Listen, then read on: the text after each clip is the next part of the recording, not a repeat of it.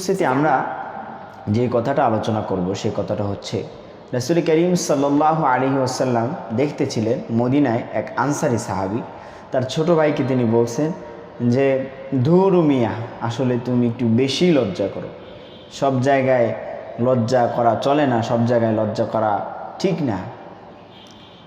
রাসূল করিম সাল্লাল্লাহু আলাইহি ওয়াসাল্লাম যখন এটা দেখলেন তখন তিনি বললেন, দাহু ফা ইন্নাল হায়া মিনাল ঈমান।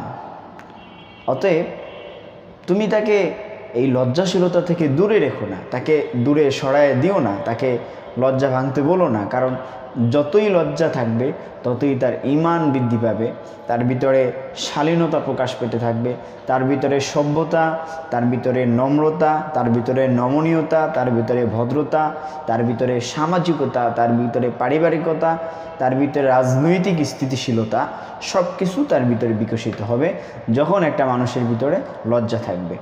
রাসূল করিম সাল্লাল্লাহু আলাইহি ওয়াসাল্লাম তিনি আরও বলেছেন, আল হায়াউ লা ইয়াতি ইল্লা বিখাইর।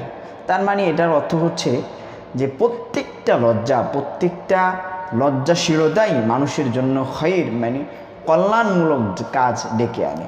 প্রত্যেকটা জায়গায় লজ্জা থাকার কারণে মানুষের জন্য কল্যাণই বয়ে আনে, এটা মানুষের জন্য মঙ্গলই আনে। শুধু কখনো হায়া, কখনো লজ্জা মানুষের জন্য অমঙ্গল ডেকে আনে না।